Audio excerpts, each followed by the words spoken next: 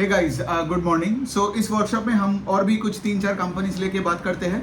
तो सबसे पहला वाला जो कंपनी है वो एक वेल्थ मैनेजमेंट कंपनी है, उसका नाम है वेल्थ फर्स्ट पोर्टफोलियो मैनेजर। ठीक है, तो ये एक इंडिविजुअल रजिस्टर्ड एनालिस्ट कंपनी है। ठीक है, इंडिविजुअली ये लोग रजिस्टर करके रखे और ये क्या करते हैं, वेल्थ मैनेजमेंट सोल्यूशन देते हैं, एडवाइस करते हैं क्लाइंट्स को ऑन वेरियस एसेट क्लासेस। मतलब कौन से स्टॉक्स में डालना है, कौन से म्यूचुअल फंड्स में डालना है, फिर उसके बाद एफडी करना है कि नहीं, इंश्योरेंस करवाना है तो कहाँ पे आप कर सकते हो। तो ये सारे फाइनेंशियल एडवाइजरी का एक कंपनी है ये। ठीक है, तो जैसे मैंने बताया ये एक एडवाइजरी कंपनी है। इनका ये क्लाइंट से पैसे नहीं उठाते हैं, ये क्लाइंट को क्या करते हैं, हैंड होल्ड करते हैं, फिर ये पर्सनल मेंटरिंग करवाते हैं, फिर ये अपने क्लाइंट्स को बता देते हैं कि उनका रिस्क असेसमेंट करके, उनका बैकग्राउंड देख के, उनका लाइफ का आउटलुक देख के उनको बता देता है कि आप कौन से म्यूचुअल फंड्स में पैसे डाल सकते हो, कौन से आप इंश्योरेंस पॉलिसी आप ले सकते हो, so on and so fourth. ठीक है, तो इसका क्या मतलब कि आज तक इन्होंने जितने भी अपने क्लाइंट्स के साथ काम किया है, इनका टोटल एसेट अंडर एडवाइजरी है 10,000 करोड़ का। एसेट अंडर एडवाइजरी मतलब इनका सुन के टोटल जो जितना भी AUM, मतलब इनका सुन के अपने क्लाइंट्स ने जो पैसे डाला across asset class, that is 10,000 crore cross हो गया, राइट। तो लेकिन ये एसेट अंडर एडवाइजरी है, अंडर मैनेजमेंट नहीं है। मतलब यहाँ पे ये कंपनी अपने क्लाइंट्स का कोई पैसा खुद लेके मैनेज नहीं करता है। Got it. अब ये क्या, जैसे मैंने बताया, advisory services, personal mentoring, so on and so fourth. Personal mentoring से याद आया, यहाँ पे इनका जो मतलब यहाँ पे जो मुझे अच्छा लगा इनका, दे अंडरस्टैंड कि हर क्लाइंट का पर्सनल नीड्स होते हैं, राइट। सबका अलग अलग बैकग्राउंड और सबका अलग अलग फ्यूचर होते हैं, राइट। सबका अलग अलग आउटलुक इन लाइफ होते हैं। सो अगर वैसे सिचुएशन में व्हाट दे अंडरस्टैंड, इसके लिए उनको क्लाइंट के साथ बैठ के कस्टमाइज सोल्यूशन प्रोवाइड करनी है, राइट। मतलब से फॉर एग्जांपल कोई क्लाइंट का लेट्स से शादी होने वाला है 2 साल के बाद, किसी का से फॉर एग्जांपल एक बड़ा इनहेरिटेंस प्रॉपर्टी से पैसा आ गया, राइट, और किसी का से फॉर एग्जांपल एक नया जो जॉब में जा रहा है। सो द पॉइंट इसके लिए सबका सिचुएशन लाइफ में अलग होता है। So this company understands the thing. तो इसीलिए ये लोग क्या करते हैं, ये लोग कस्टमाइज सोल्यूशन प्रोवाइड करते हैं, जो कि अच्छी बात है। अब अगर हम देखेंगे ये लोग किस कैटेगरी क्लाइंट के साथ काम करते हैं, इनका जो मेजॉरिटी क्लाइंट बेस है ये सब अल्ट्रा HNI और HNI में है। ठीक है, बिकॉज ऑफ कोर्स देखिए, जितने अमीरों के साथ काम करोगे, अमीरों के पास पैसा भी ज्यादा है, तो आप पैसे वालों के साथ काम करोगे तो आपको पैसा भी ज्यादा मिलेगा, है ना। तो वो हो गया पहला वाला पॉइंट। दूसरा वाला पॉइंट ये है कि लाइक अमीरों के पास अगर आप देखोगे आज हमारे इंडिया में, मतलब there is a mass category, premium category, mass premium and then luxury category, जो भी हो, अल्ट्रा HNI एंड HNI आप देखोगे इंडिया में आज बहुत ही कम परसेंटेज में है, राइट। लेकिन they capture like a majority part of the wealth of the nation, right. तो ये कंपनी का क्या टारगेट है कि लाइक हम लोग उसी कैटेगरी से चालू करते हैं। अब मुझे ये नहीं पता कि आगे जाके कोई मास कैटेगरी के लिए ये लोग कुछ करेगा कि नहीं, right, but for the time भी ये लोग सिर्फ HNI और अल्ट्रा HNI के साथ काम कर रहे हैं। ठीक है, अच्छा, अब दूसरे साइड में बात करते हैं, इनके कुछ 73 के आसपास कुछ एक्सपर्ट्स हैं जो अपने क्लाइंट्स के साथ काम करते हैं। जैसे मैंने बोला कि क्लाइंट्स के साथ बात करते हैं इंडिविजुअल लेवल पे, राइट, उनका पर्सनल फाइनेंस का नीड्स। बिकॉज देखिए, आपका फाइनेंशियल नीड्स हमेशा बदलता रहता है ना। जैसे मैंने बोला कि कभी कोई पैसा आ गया, या फिर क्या पता किसी का कोई जॉब चला गया, या किसी का कोई प्रॉब्लम हो गई फैमिली में।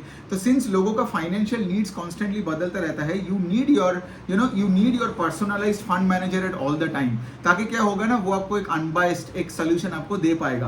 क्योंकि क्या कभी कभार क्या होता है ना, लोग अपने पैसे को इमोशंस के साथ पूरा जुड़ देते हैं, राइट, और कभी कभार इमोशनल डिसीजन सही नहीं भी होता है। सो ये कंपनी वो भी देखता है। लेकिन आई बिलीव के लिए इनका जो क्लाइंट का बेस है, मतलब ये कंपनी का वेल्थ फर्स्ट पोर्टफोलियो मैनेजर का, that only grew 5% on a YOY basis.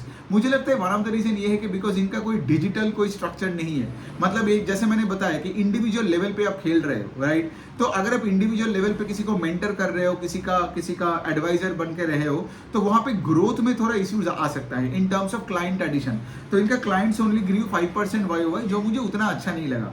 लेकिन ओवरऑल अगर आप देखोगे इनका देखोगे कि इनका जो एसेट अंडर एडवाइजरी है, that grew I think around 14-15% से ग्रो कर रहा है फॉर द लास्ट 4-5 ईयर्स। और ये कंपनी नई कंपनी है, आई थिंक 2016, 17, 18 का ही ये कंपनी है। तो इनका 5 साल पहले इनका एसेट अंडर एडवाइजरी था 6,000 करोड़, और आज कितना है आपका 10,000 करोड़। तो अगर आप एक कैलकुलेट कर लोगे, 12, 13, 14% से ही ये लोग अपने एसेट अंडर एडवाइजरी को बढ़ा रहे हैं। मतलब ये ग्रो तो कर रहे हैं, but growing at a slow pace. और मुझे यही लगता है कि जैसे मैंने बताया कि सिंस इनका कोई मास प्रोग्राम नहीं है कि लोगों को अपने प्लेटफॉर्म में लाओ और वो सेम सोल्यूशन प्रोवाइड करते रहो, तो शायद इसके वजह से इस कंपनी में उतना ग्रोथ नहीं आ रहा है। But having said that, of course मतलब अगर आप स्टेडीली ग्रो कर रहे हो तब भी बहुत ही बढ़िया बात है ना, क्योंकि अगर तो क्योंकि क्या हो रहा है ना, क्योंकि जैसे मैंने बताया इंडिविजुअली अगर आप क्लाइंट्स को देखोगे तब भी जाके, लेकिन क्या होता है ना, कभी कभार आपका क्लाइंट का नीड और बिजनेस का नीड अलग हो जाते हैं। आपका शेयर होल्डर आपको बोलेगा कि आप जल्दी रेट से ग्रो क्यों नहीं रहे हो, और अगर आप जल्दी ग्रो करने के चक्कर में आप अपने इंडिविजुअल जो रिलेशनशिप था क्लाइंट के साथ वो आप बिगाड़ सकते हो। तो यही वेल्थ मैनेजमेंट इंडस्ट्री में सबसे बड़ा जो लड़ाई हमेशा होता रहता है between a company and its share holders and it's clients, है ना। लेकिन इनका नंबर्स तो बहुत अच्छा आया है, इसलिए मैं इस कंपनी को कवर कर रहा हूँ। सो Q4 में सेल्स का number I think grew 127% on YOY basis in Q4 and PAT grew 209%। Of course इनका बेस बहुत छोटा है, लेकिन इस छोटे बेस में they have done actually pretty well. तो ये कंपनी को ऑफ कोर्स आप ट्रैक करो, एक अच्छा वेल्थ मैनेजमेंट कंपनी है on a very very small base. अब दूसरे कंपनी का बात करते हैं, वरुण बेवरेजेस का। सबको पता है वरुण बेवरेजेस ये एक मैन्युफैक्चरर है और डिस्ट्रीब्यूशन है ऑफ देयर लाइसेंस्ड ब्रांड जो क्या है पेप्सी। तो पेप्सी का इंडिया में जो भी ड्रिंक का 90% का जो वॉल्यूम्स है वो वरुण बेवरेजेस क्या करता है, उसको मैन्युफैक्चर करके उसको बेचता है, ठीक है। एंड पेप्सी एक लाइसेंस्ड ब्रांड है जिसके लिए वरुण बेवरेजेस काम करता है।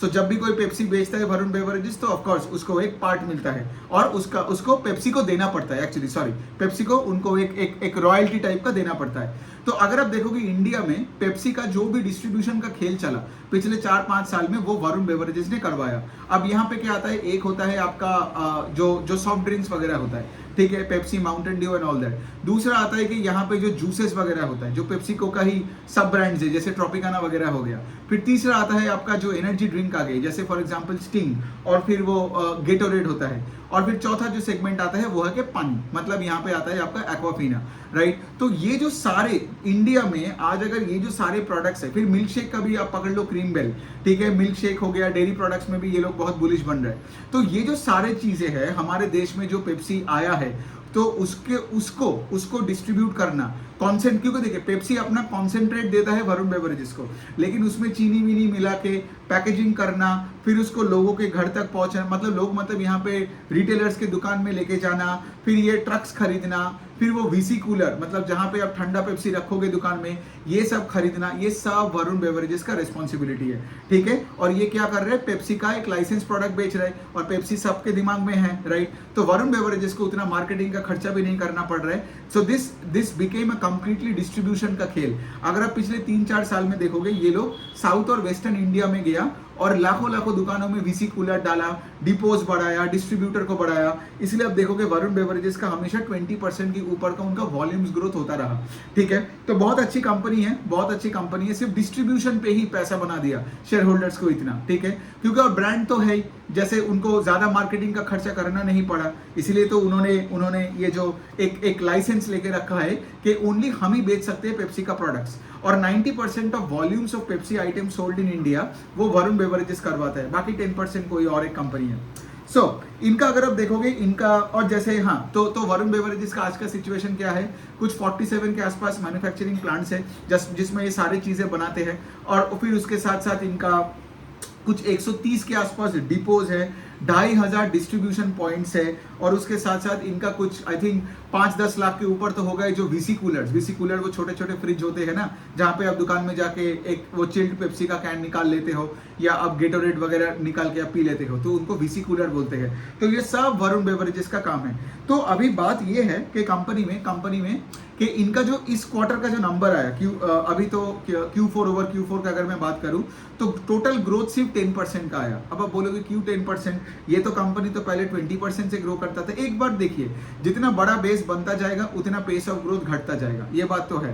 पहले ये 25-30% से ग्रो करता था, अभी आप आपका एक्सपेक्टेशंस को थोड़ा कम रखो इस कंपनी में, बिकॉज जितना ज्यादा फैल जाएगा उतना आगे का ग्रोथ का रेट घटेगा। That's what I am trying to say, although this will keep growing, ठीक है। और इस क्वार्टर में क्या हुआ, एक और रीजन है कि सिर्फ 11% का ग्रोथ क्यों आया, बिकॉज होली का डेज जो है वो जो सीजनैलिटी है, राइट, वो थोड़ा पीछे हो गया। सो पिछले साल होली था Q4 में, इस साल में होली और उसका जो सीजनैलिटी का इफेक्ट्स है वो अगले क्वार्टर में आपको ज्यादा दिखेगा then this quarter, as a result of which on that higher base they could only grow 11%। और यहाँ पे जब देखोगे ग्रोथ, उसका दो कंपोनेंट होता है, वॉल्यूम ग्रोथ और वैल्यू ग्रोथ। इनका वॉल्यूम ग्रोथ आया है कुछ 7% और इनका वैल्यू ग्रोथ आया है कुछ 4%, ठीक है। और यहाँ पे आप देखोगे वरुण बेवरेजेस सबसे ज्यादा फोकस कर रहे हैं कहाँ पे, उनका वैल्यू एडेड सेगमेंट्स में। मतलब एक हो गया जैसे स्टिंग जो कि एक हाई मार्जिन प्रोडक्ट था, ठीक है, low SKU high margin product. Gatorade वो भी एक लोअर एसकेयू में ला रहा है और हाई मार्जिन प्रोडक्ट्स होगा, और उसके साथ साथ वो डेयरी प्रोडक्ट्स भी लॉन्च जो मतलब कर ही रहा है, राइट। उसमें भी क्या है, उसका शेल्फ लाइफ डेयरी प्रोडक्ट्स का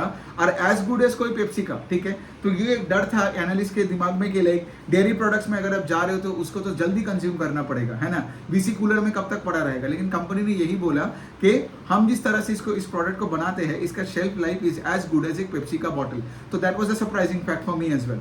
और यहाँ पे क्या हो रहा है, डेयरी प्रोडक्ट्स अगर आप बेचोगे जैसे कोई मिल्क शेक वगैरह, यहाँ पे भी आपका मार्जिन एक्सपेंशन होगा। तो इस क्वार्टर में भी जब रिजल्ट देखोगे, सेल्स ग्रू 11% लेकिन पैट ग्रू 25%। उसका एक और रीजन क्या हो रहा है कि अभी आप देख रहे हो, राइट, पूरे इंडिया में धीरे धीरे हेल्थ मूवमेंट्स आ रहे हैं, तो पेप्सी को भी ये बात समझ में आ गया। तो वरुण बेवरेजेस क्या कर रहे हैं, अपने ड्रिंक में शुगर का कंटेंट को घटा रहा है। तो शुगर का कंटेंट घटा है तो एक्सपेंसेस थोड़ा कम हो गया। दूसरे साइड में ये लोग क्या कर रहे हैं, पैकेजिंग को भी थोड़ा लाइट बना रहे हैं। तो पैकेजिंग का खर्चा कम हुआ, शुगर का खर्चा कम हुआ। इसके वजह से क्या हुआ, आपका प्रॉफिट आफ्टर टैक्स का growth is higher than sales का ग्रोथ, बिकॉज एक्सपेंसेस पे और थोड़ा कंट्रोल आ गया। सो यहाँ पे PAT growth is 25% because of sugar and this, and of course इनका कॉस्ट कंट्रोल मेजर्स तो है ही।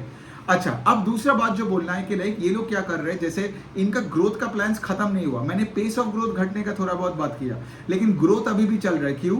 बिकॉज इन्होंने अभी आई थिंक कुछ 3 और नया प्लांट्स है जो इन्होंने वो कमीशन किया ये पूरे फिस्कल में ही, मतलब ये जो FY25 है इसमें ये तीनों प्लांट चालू हो जाएगा। और ऑफकोर्स जो भी मतलब आगे का वॉल्यूम ग्रोथ आएगा वो इसी प्लांट से आएगा।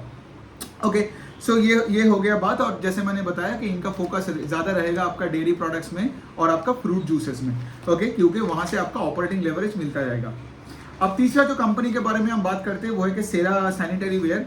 ये एक ऐसा कंपनी है जो FY23 के बाद, ठीक है, अपना गाइडेंस दिया था कि FY24 में हम लोग सेल्स को 17-18% से ग्रो करेंगे। लेकिन उसके बाद जब मैंने 3-4 क्वार्टर का रिजल्ट देखा तो FY24 का सेल्स ग्रोथ था 6%। मतलब आप बोलते हो 18% और करते हो 6%, ठीक है। मतलब क्या, कंपनी ने ओवर प्रॉमिस किया और अंडर डिलीवर किया, which is never a good sign.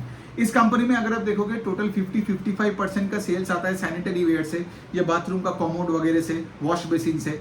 30-35-40% के आसपास इनका आता है फॉसेट से, ठीक है। और बाकी जो है उनका आई गेस छोटा सा एक टाइल्स का एक डिवीजन है। तो ये जो 3 डिवीजन है, इसमें जो सैनिटरी वेयर का डिवीजन जो मेजर है उसमें उतना ग्रोथ नहीं आ रहा है। कंपनी क्या फोकस कर रहा है, फॉसेट्स वाले डिवीजन में। क्यों?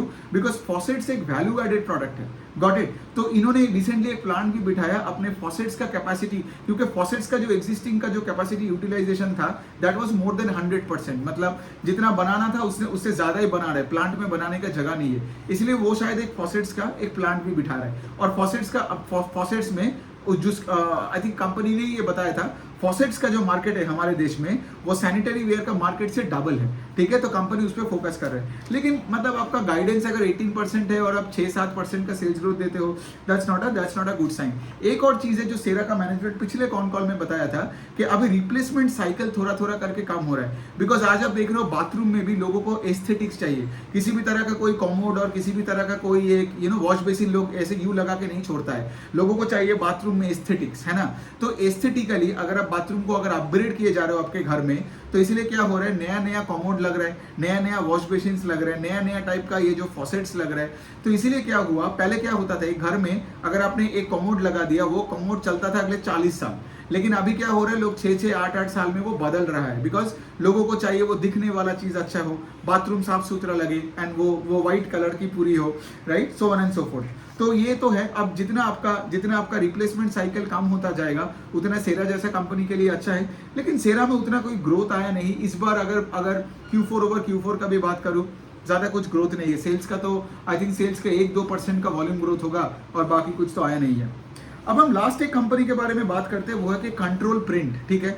सो कंट्रोल प्रिंट क्या करता है, ये आपका वो प्रिंटर बनाने वाला कंपनी है, ठीक है। आपने देखा होगा ये जो स्टील पाइप्स होते हैं, ट्यूब्स होते हैं, फिर आप देखोगे ये जो प्लास्टिक चेयर्स होते हैं, उसके ऊपर जो ब्रांड का नाम लिखा रहता है ना, तो उसको तो कोई प्रिंटर से ही बनाना पड़ता है ना, जहां पे आप छापोगे उसको। तो यही काम है मतलब आपका कंट्रोल प्रिंट का। मतलब आप देखोगे कोई भी स्टील, सीमेंट, फिर उसके बाद कोई एडहेसिव, फिर उसके बाद मतलब जो जो भी आप देखते हो ना कि कोई एडहेसिव कंपनी ने अपने बॉटल पे अपना नाम लिख के रखा है, लेट्स से पीडीलाइट लिख के रखा है, या फिर आप देखते हो कि एस्ट्रल का जो लोगो और नाम लिखा रहता है एस्ट्रल करके ऑन द प्लास्टिक पाइप्स, ये जो प्रिंटिंग का काम है ये कंट्रोल प्रिंट करता है, ठीक है। तो इंडिया में इनका ना एक ऑलिगोपोली काइंड ऑफ एक मार्केट है, ज्यादा प्लेयर्स नहीं है इसमें, ठीक है। 4 से 8 के बीच में इनका प्लेयर्स है। और इंडिया में आज जो भी मैन्युफैक्चरिंग सेक्टर्स में कंपनी है, पेंट हो, सीमेंट हो एंड एवरीथिंग, वो इन चारों में से किसी का क्लाइंट है। गॉट इट, 4 या 6 कंपनी में से किसी का क्लाइंट है। तो कंट्रोल प्रिंट का हमारे देश में 20% का मार्केट शेयर है। और इनका आज आई थिंक कुछ 18,500 18,500 के आसपास का कोई प्रिंटर है जो आज ये अपने क्लाइंट्स के पास है, ठीक है।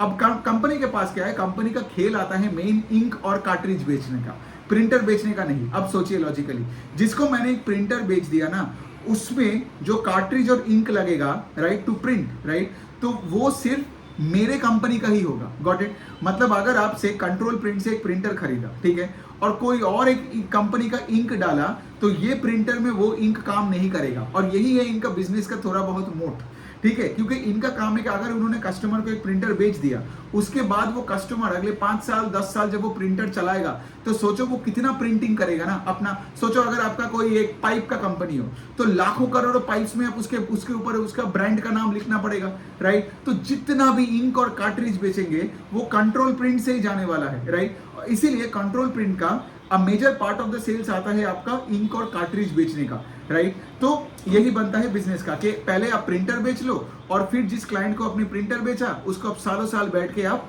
और इंक और कार्ट्रिज बेचो। फिर इनका एक आफ्टर सेल सर्विस का भी एक सेगमेंट है, बट वो एक छोटी सी पार्ट है, जहां पे अगर प्रिंटर में कोई गड़बड़ वगैरह हो गया तो इनका कंपनी वाले जाते हैं और उसको ठीक करके लाते हैं फॉर अ सर्विस फी, ठीक है। तो यही बनता है बात। तो एंड ऑफ कोर्स कि ये कंपनी भी आप देखोगे, अब मैंने जो पिछले वाला वीडियो में जो वीनस पाइप्स किया, या उससे पहले भी जब मैंने कोई कंपनी करता था, से कल मैंने जो किया KEI, Polycab and dynamic cables and all that, right. So cable and wire के साथ साथ अगर आप पाइप्स को भी देखोगे, लैमिनेट्स, प्लाईवुड को देखोगे, और उसके साथ ये वाला कंपनी जो ये प्रिंटर बनाने वाला, ये भी एक proxy play to the manufacturing theme in India है ना। बिकॉज कोई भी मैन्युफैक्चरिंग कंपनी आप पकड़ लो, कोई स्टील हो या सीमेंट हो या आपका प्लाईवुड हो, डेयरी कंपनी हो या पाइप्स हो, उसमें से आपको तो अपना ब्रांड लिख के ही तो बेचना पड़ेगा ना। फिर आपको डीलर के पास देना पड़ेगा, डीलर वो बेचेगा एक रियल एस्टेट कंपनी को। तो इसका क्या मतलब कि हमारे देश में जितना भी मैन्युफैक्चरिंग में हम आगे बढ़ेंगे, कंट्रोल प्रिंट उतना से ज्यादा प्रिंटर बेचेगा, और उससे भी ज्यादा बेचेगा ink and cartridges. Got it.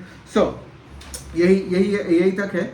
अब देखिए दूसरे पॉइंट पे अगर हम देखेंगे, इस कंपनी का जो मैं नेगेटिव नहीं बोलूंगा, बट इनका जो सेल्स का जो ग्रोथ का रेट है वो उतना हाई नहीं है। 15% के उनका सेल्स का ग्रोथ है, ठीक है। और पिछले 2-3-4 साल में भी अगर आप देखोगे, इनका सेल्स का ग्रोथ 10 एंड 15 एंड 16% के आसपास ही होता है। So I would have liked it if the sales were growing north of 20% for this company.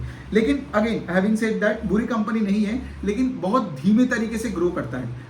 जैसे इस बार भी Q4 ओवर Q4 में इनका सेल्स ग्रोथ हुआ 16% YOY इन Q4, ठीक है। और इनको ऑपरेटिंग लेवरेज नहीं मिला, मतलब इनका जो पैट है, profit after tax and EPS, that those things degree I think 9 to 10% YOY in Q4, ठीक है। लेकिन अच्छी कंपनी है, मुझे कॉन कॉल भी सुनने में अच्छा लगता है, इनका ट्रैक करना है। लेकिन हाँ, of course if a company is growing let's say at par with the nominal GDP rate of the nation, ठीक है, 15-16% 13% से ग्रो करता है, I think I have companies, मतलब better companies that can grow at a much faster pace than control print, और उसका management भी इनके तरह ही अच्छा है। सो यही तक करते हैं इस वीडियो में।